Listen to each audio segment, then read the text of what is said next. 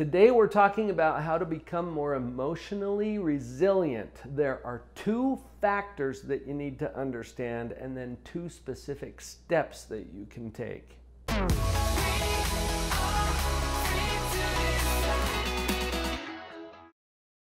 It's become almost a buzzword in the industry. Resilience. What does it mean? If something is resilient, then it is able to bounce back easily or effectively from something that has interfered with its typical course of action. So for people, what that means is, stuff happens, are you going to be able to recover from it? Have you noticed this? Stuff does happen, doesn't it? What kind of people get into car accidents? Well, the kind who get into cars. Notice that it's not just the people who deserve it. It's not just the people who are negligent. It's not just the people who are drunk. If you get into a car, you are at risk for being in a car accident. Now, I just use that as an example because there's all kinds of stuff that happens in our world. Relationships, finances, health, all kinds of things can happen, and they will. Resilience is your ability to bounce back from the stuff that is going to happen. I'm not even saying if it happens. I'm saying when it happens. That's what makes this so important.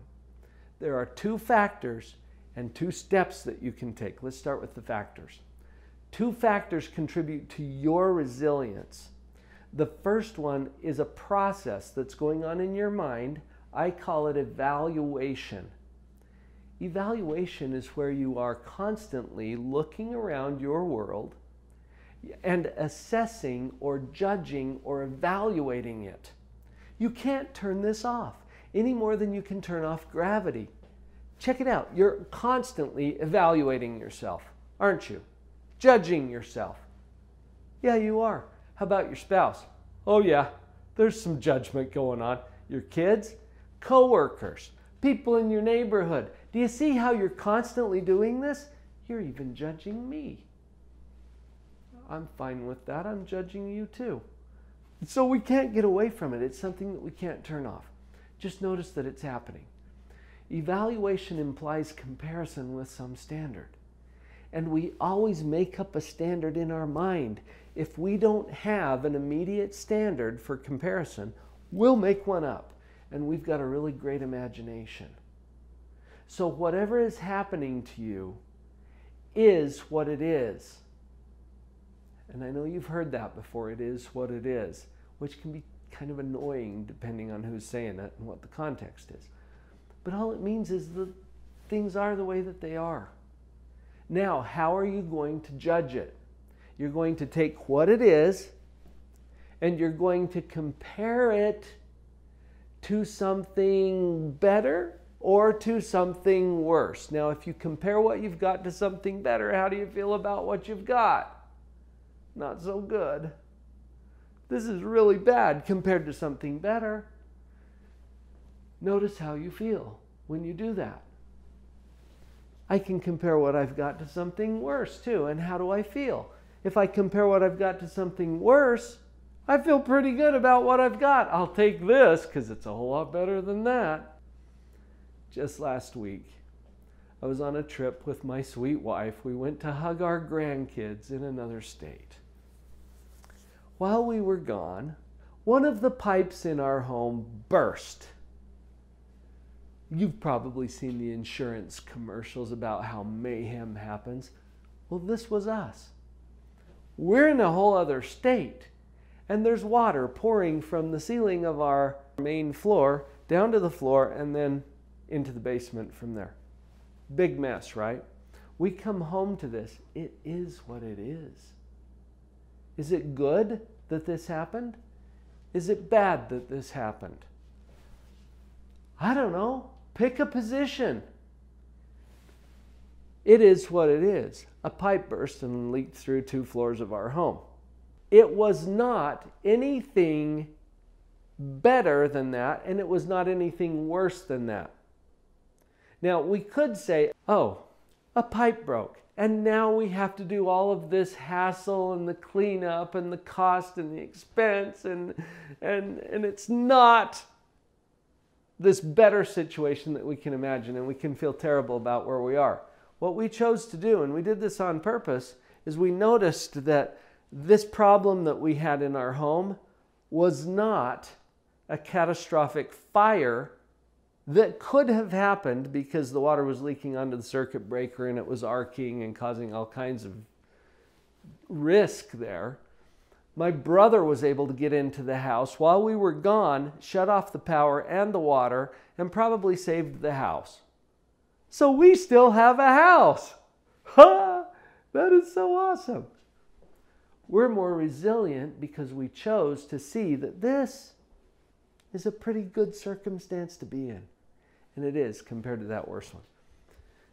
Whatever what it is, you can do that. You can put yourself in a positive or a negative position depending on what you compare it to. That's factor number one. Here's factor number two, creation.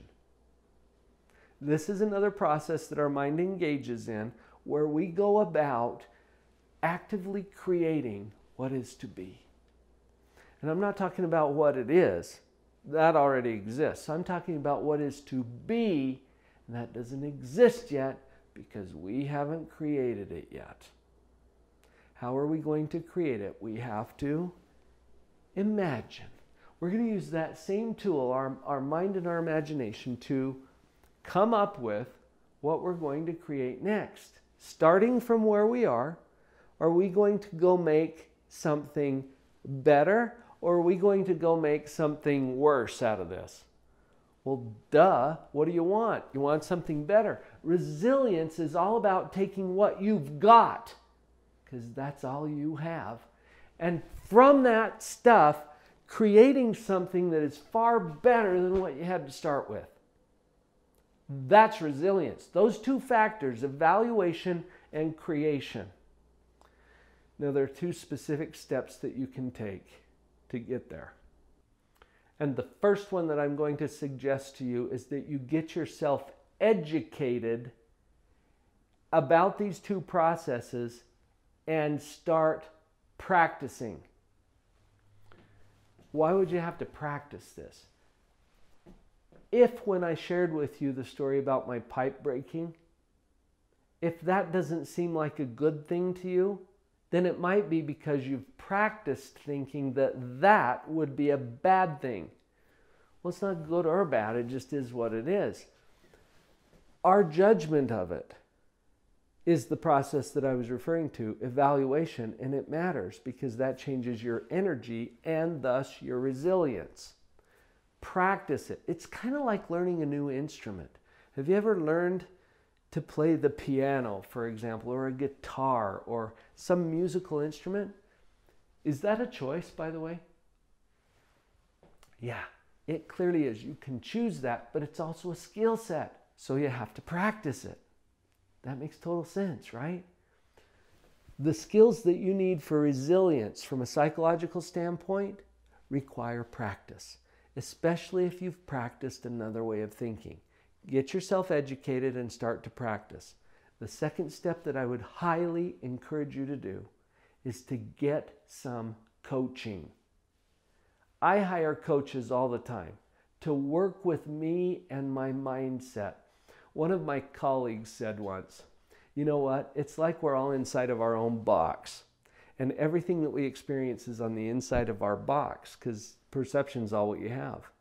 There's instructions for getting out of your box, but they're printed on the outside of your box.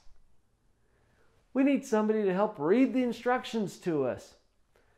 I love to engage coaches in my life because they see things that I don't. And they can help me with my resilience by bringing things to the table that I didn't even know existed in some cases. Get some coaching.